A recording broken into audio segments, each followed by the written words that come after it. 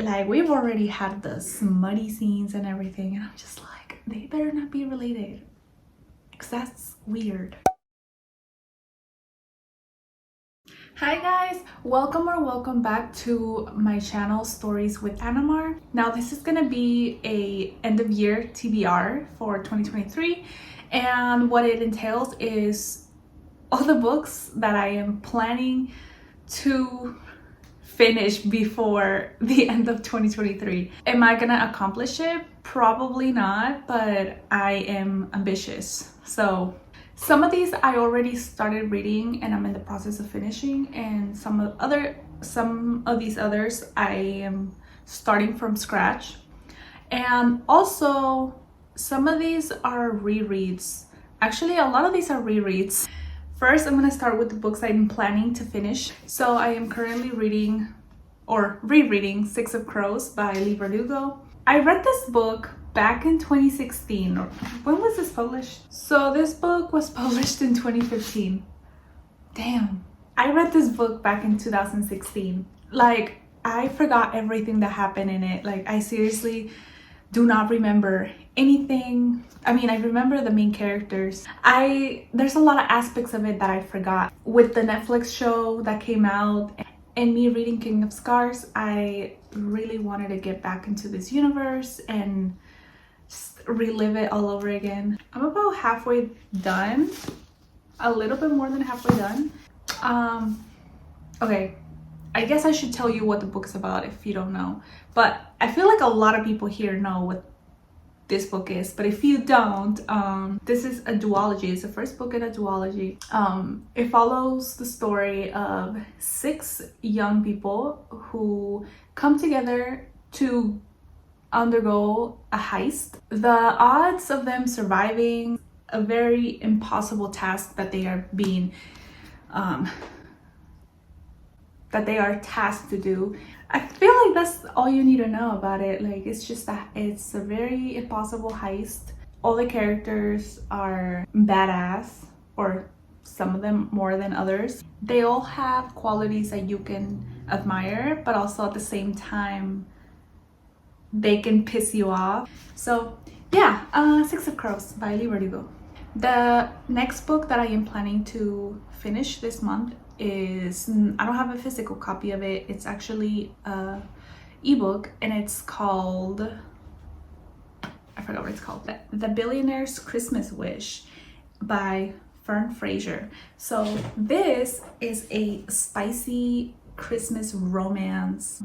I was in the mood to read like Christmas, like a Christmas romance, but with spice in it. So I mean, and by spice I mean like it's smutty. Like, let's be honest here. This one, I'm almost done with it. It's very short, very straight to the point. Like, there's very little low angst. The main characters are,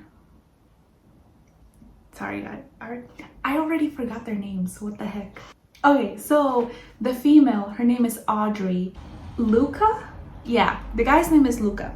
So this follows these two who, it's kind of like a forbidden romance.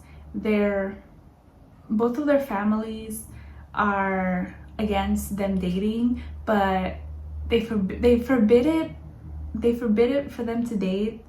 And it's crazy because both of them are grown-ass adults, but their families are very influential and rich.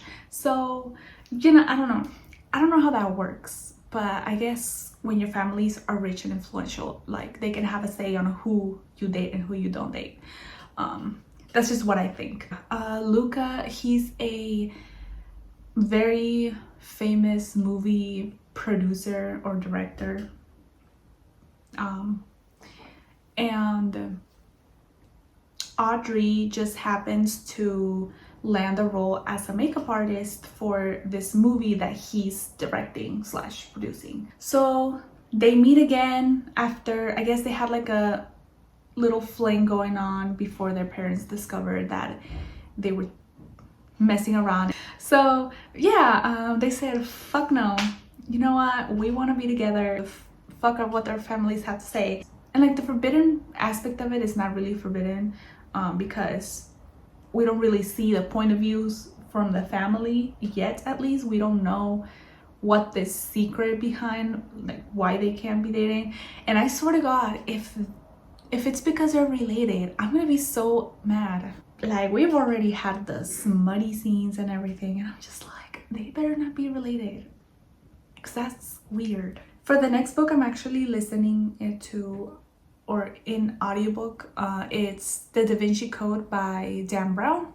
It's been forever since I've been trying to finish this book. I started reading the physical copy of it and I was struggling so much. Dan Brown's books, I love them. They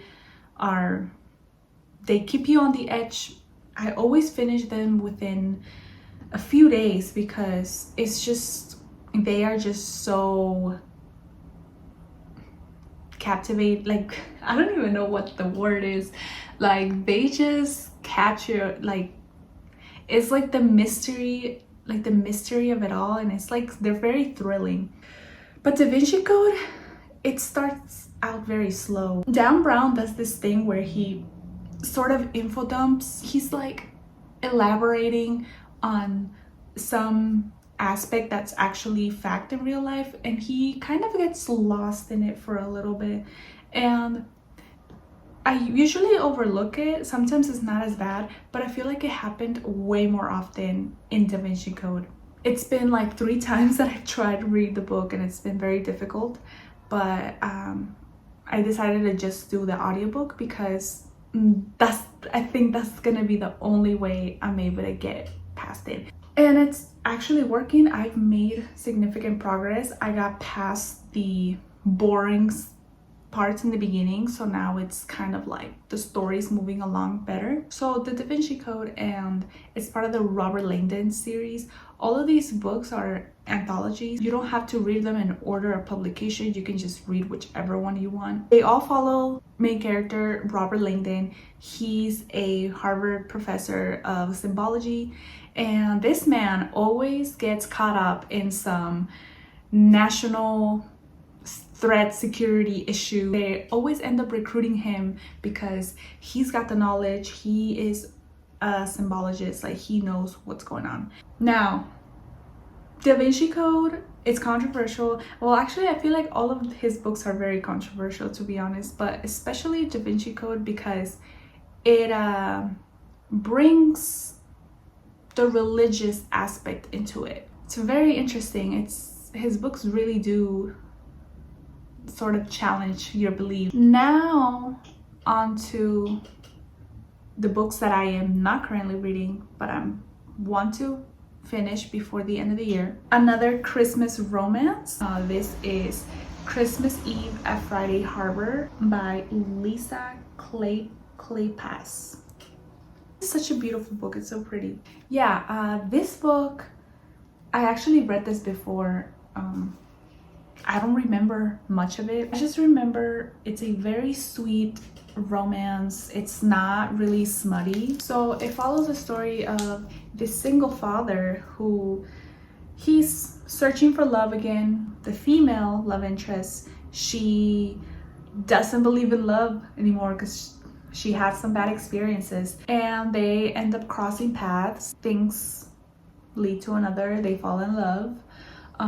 Yeah, I think that's pretty much it, what I remember. It's a very short read, like 200 pages. It kind of gives you that Christmas vibe too, so that is why I want to reread this. The next book I have here is also going to be a reread, and it's more of a comfort choice of read, and that is Divergent by Veronica Roth. It's been ages since I read this book, and let me tell you, I absolutely love this book. I love this book so much. I still remember the feeling that it brought me when I first read it. Like, I loved it. I don't know, I just really loved it.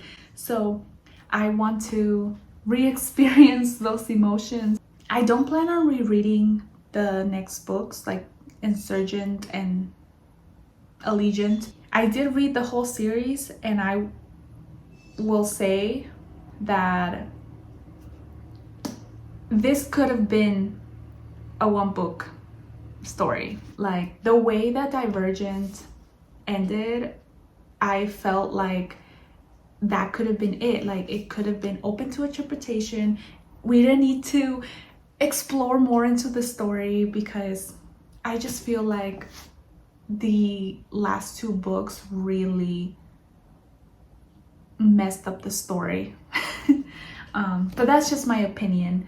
And yeah, I'm just gonna pretend like the last two books didn't happen, and this is it. This is all I care about. It's just the first one. Now, if for some reason you've been living under a rock and don't know what this is about, this is a young adult dystopian novel about the main character, Tris. She lives in a post-apocalyptic Chicago. In this society, the citizens are divided into different factions, and some of those factions are Candor, which are the honest people, the erudite, which are the intelligent people, the dauntless, which are the brave, amity is the kind people, and abnegation are the selfless people. Whenever the youth reach, I forget if it's when they reach 18 years old, I don't remember, but when they get to a certain age or a certain point in their life, they undergo a test to determine what faction they belong in, and depending on the faction that they get, they're able to choose if they want to go there, or they can choose whatever faction they want to go to. That's all you really need to know. There's more crazy shit that goes into it, and that's all I'm gonna say. Okay, and then the last book I want to read, this is not a reread, this is a brand new book for me. It is A Song Below Water by Bethany C. Morrow. It follows the story of two sisters. Don't actually know too much about what it's about, and I don't want to know, but all I know is that it's about two sisters, or it says two sister friends, and they are discovering their magical identities against the challenges of misogyny. I don't know what that is, but I'm gonna find out when I read it.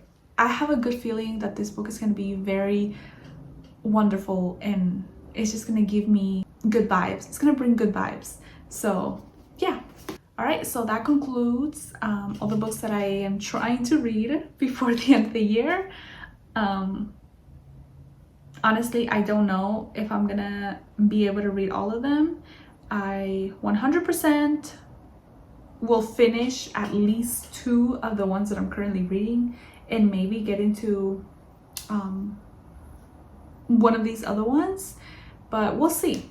I am planning to do a 2023 reading wrap-up, so be on the lookout for that video in the near future, and as well as more consistent videos coming from my channels. If you have read any of these books, if you love them, if you hated them, just let me know in the comments. What are your thoughts or beliefs or feelings about them?